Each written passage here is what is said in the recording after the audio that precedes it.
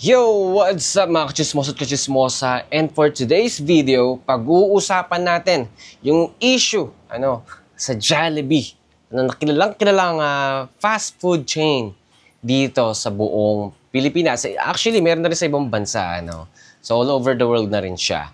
So yun nga lang, kamakailan lang, merong isang video na kumakalat na talagang nagte-trend dahil nga sa kagagawa ng isang manager.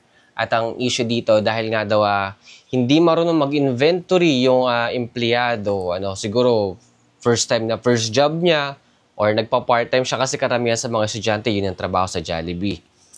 So dahil hindi daw siya marunong mag-inventory, so parang ang inutusan siya ng manager niya na bilangin yung tiles sa buong restaurant. So yun lang yung nakakadismaya sa ginawa ng manager na yon. At maraming mga reaksyon ang natanggap sa Facebook. Pero yung mismong video na yun, mga kaibigan, is in-upload yun sa TikTok at binura na rin ng manager yung account niya sa TikTok. Pero syempre, madami lang nakakita . So may mga nag-repost na, nag-re-upload. So talagang binatikos talaga. Ayun. So, yun po yung ating pag-uusapan sa vlog natin na to, guys. Kung ano nga ba yung pangit sa ginawa ng manager na yon, sa nangyaring yun. Ano rin yung mga pwede niyang kahinatnan. So, yun ang ating pag-uusapan para maging aware din po lahat ng tao, especially kung ikaw man ay nanonood sa aking vlog, kung may posisyon ka man sa trabaho na mataas, maging aware din ito, na maging isang taong mapagkumbaba sa mga trabaho mo kahit na nasa mababang posisyon sila, maging makatao tayo. So, yun lamang po mga kaibigan. And once again, maraming salamat po sa lahat ng mga subscribers natin na patuloy na sumusuporta sa mga ina-upload natin dito sa ating channel. And sa mga hindi pa nakakapag-subscribe at bago ka lamang po dito sa ating YouTube channel, please don't forget to press the subscribe button and click that notification bell para lagi kayong ma-update every time na mag-upload tayo ng mga bagong videos dito sa YouTube natin. And guys, support nyo rin po yung Facebook page po natin at yung TikTok. So without further ado, umpisa na natin to. Let's go! So yun mga kaibigan, ano nga ba ang pinagkaiba ng leader at ng isang pagiging boss? Alright, so comment down below mga kaibigan. So para sa inyo, ano ba yung pinagkaiba nun ng leader at boss? Alright, so meron tayo ditong konting pinrepare na pagbabasehan din natin. And syempre magre-react din tayo sa ginawa ng tao na yun, ng manager sa Jollibee. Alright, so ang leader ay gumagabay mga kaibigan. Alright, at ang boss ay palaging utos ng utos. Alright, so may pinagkaiba po yan. Ang leader is parang magaling mag-encourage sa mga nasasakupan niya. Sumusuporta at nagtuturo kung ano man yung kamalian na nagagawa ng nasasakupan niya or yung empleyado or tauhan niya, kung ano man. Ang boss is utos lang ng utos. Alright? At hindi marunong makinig at hindi marunong maka-appreciate. Yun yung boss. Alright? So, doon sa ginawa ng tao na yun, ng manager niya sa kanya, is talagang nakakaano ng dignidad ng isang tao. Syempre, dumaan din ako sa point na gano'n na at the age of 15, nakikipangamuhan na ako. So, parang kung ako yung lalagay sa ganong senaryo na gagawin sa akin ng isang manager yon, porque nasa mataas siya, na position compared dun sa empleyado lang, yung normal lang na empleyado, is parang below the belt talaga. As in. Na-imagine, doon kayo nagtatrabaho sa Jollibee. Alam naman natin yung trabaho sa Jollibee is hindi madali. Sa lahat ng fast food chain. So, hindi madali. Especially kung yung isang nagtatrabaho doon is estudyante or kung ano pa man. So, alam ko naman din, kasi may mga kaibigan din ako nagtatrabaho dati sa nung kabataan ko pa, guys. Doon hindi ako naka-experience na magtrabaho sa fast food kasi ayoko talaga. Dahil alam kong nakakapagod talaga doon. Tapos, mababa lang ang sahod talaga. Alright? So, yun guys, nakakalungkot lang na meron pa ng mga taong gano'n na ginagamit yung posisyon nila para manghamak ng mga kapwa nila. So nakakadismaya kung yung manager nyo is ganyan. So buti na nga lang nga talaga ngayon is meron tayong social media na nakakapag, alam mo yun, mga na-upload ng mga ganyang senaryo. So ayun lang, para din sa isang empleyado, parang nakakababa ng dignidad. Siyempre may kita rin yun ng mga ibang katrabaho mo, pagtatawanan siya. So nakakabawas ng dignidad ng isang tao. May sira talaga yung dignidad mo doon.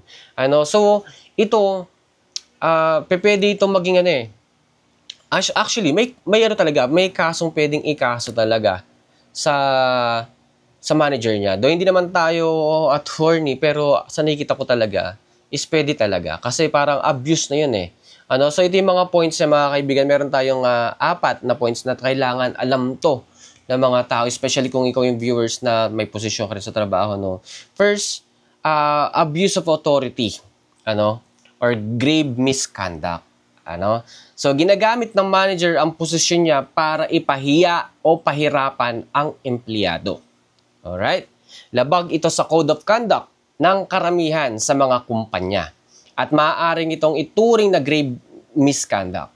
So, hindi talaga tama mga kaibigan. Tapos, in-upload pa sa social media. So, pambabastos sa isang tao. Doon pa lang sa video is parang pinakita niya yung authority niya bilang manager na pwede niyang gawin lahat ng gusto niya. Kahit na hindi na makatao. Alright? So, pwedeng masuspindi o matanggal ang manager sa trabaho niya. Labor Code of the Philippines, Book 6, Rule 1, yun po siya mga kaibigan. So, pwede pala talagang kasuhan yung manager doon sa ginawa niya or sa trato niya sa tao doon, no? So, nakakalungkot lang, no? Kasi nga, gawin na nga yung trabaho mo, mababa lang yung sahod. At may mga kwento pa nga na mga kaibigan ko dati na yung bitin din yung pagkain, lalo pag malakas sigurong kumain, lalo pag lalaki, siyempre, mas malakas kumain yan. Pagod-pagod sa trabaho, tapos, alam mo yun, gaganunin ka pa ng manager. No? So, nakakaawa lang. Tapos, kung makikita natin sa video na pina-flashlight pa ng babae, yung ilalim ng lamesa, binibilang talaga yung tiles isa-isa. So, pang-titrip talaga no? Ito pa number 2, workplace harassment or psychological bullying. Ang ganitong gawain ay isang uri ng psychological harassment dahil sinadyang ipahiya at iparamdam sa empleyado ang hiya o takot. Diba? So makikita na naman natin sa sa trabaho, sa video na sinadya talaga. So pinakita ng manager na may pangil siya, kaso yung pangil niya sa mali niya ginawa or ginamit.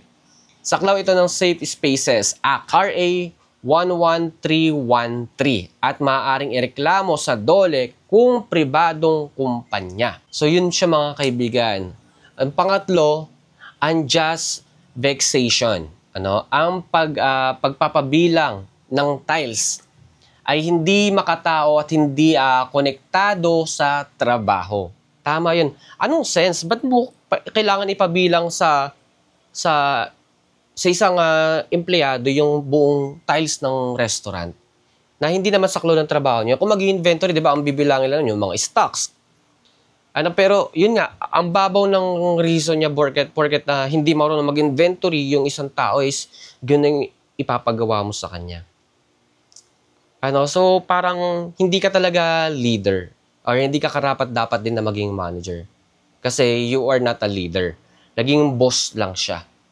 Pinahiya niya yung tao. Alright, so kanino rin nabalik? Di sa'yo din. So ito yun, ito pa yun, hindi makatao at hindi konektado sa trabaho. Kaya maaari itong ituring na unjust vexation. Panggugulo o pang-aasar na nakakapagdulot ng mental distress. Diba? So, ang laki ng kakaharapin talaga ng manager sa ginawa niya.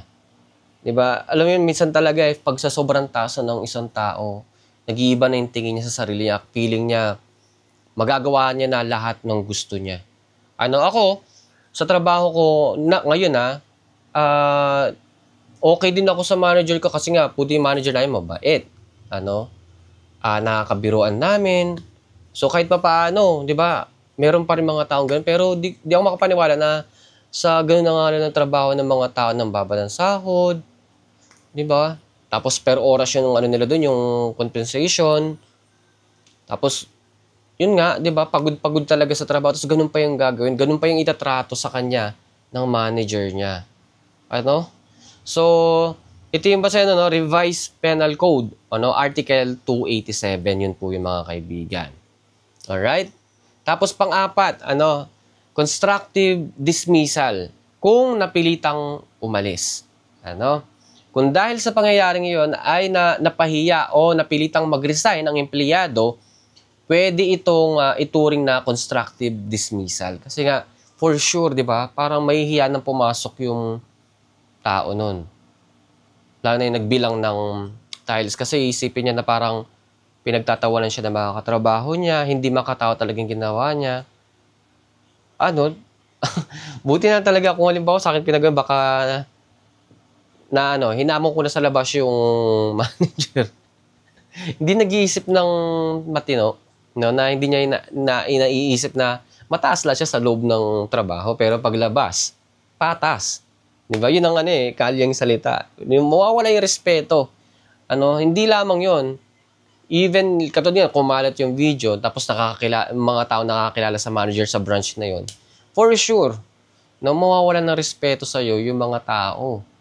Hindi porket manager ka is irerespeto ka. It siyempre depends kung paano mo i-handle yung tao mo. Di ba? So, ang empleyado ay may karapatang maghabol ng back pay, damages, at reinstatement, no, sa NLRC. So, yan, manager. Yan, so, parang lalagnatin ka niya na. So, hindi okay talaga yung ginawa mo. Talagang babalik sa'yo yung ginawa mo. Mas grabe pa. Kasi grabe talaga yung ginawa mo talaga sa tao na eh. Di natin sure, wala akong nakuha mga source kung ito ba'y full-time workers sa Jollibee or working student. No, mas saklap dyan kung working student pa yung babae. Kasi alam naman natin sa mga fast food chain, karamihan dyan mga working student, pagod na si school. Tapos syempre, puyat-puyat pa yan usually dahil sa paggawa ng mga projects, assignment, tapos papasok pa sa trabaho. Naalala ko tuloy yung sarili ko nung age of 15 kasi nagtatrabaho na ako. So I started na talaga work sa labas. So panggabi ako nagtatrabaho, tapos sa tanghali, oras ng pasok ko sa school.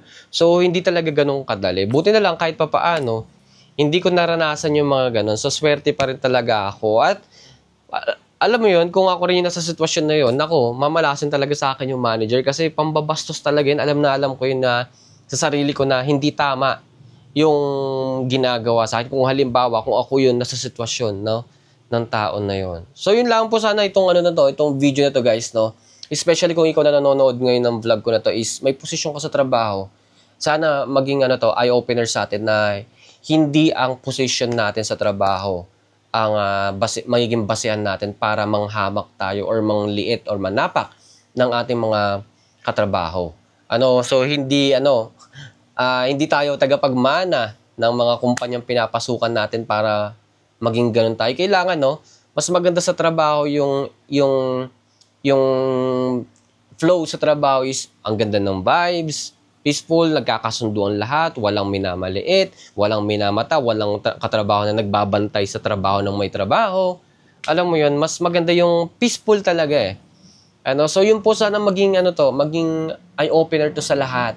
No, na maging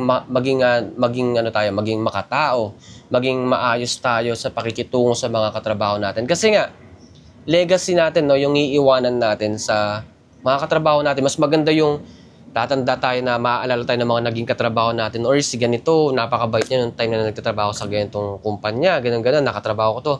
Alam mo yung mga ganun? Tulad ko, meron akong mga katrabaho dati na hanggang ngayon naalala ko na yun yung mga naging samahan namin. So, naging legacy siya, naiwan sa akin, nagmarka sa akin. At nadala ko yung mga good vibes na gano'n, yung maging magaan sa trabaho kahit na stressful, nakakapagod physically and mentally, diba? So, yun po mga kaibigan, hopefully talaga maging eye-opener to sa ating lahat. Alright? Once again, maraming salamat po sa lahat ng mga sumusuporta po sa atin and sa mga bagong viewers natin na hindi pa nakakapag-subscribe. Please don't forget to press the subscribe button and click that notification bell para lagi kayong ma-update every time na mag-upload tayo ng mga bagong videos dito sa YouTube natin. And guys, support nyo rin po yung Facebook page po natin at yung ating TikTok. Alright guys, so maraming salamat po ulit and see you on my next vlog. Bye!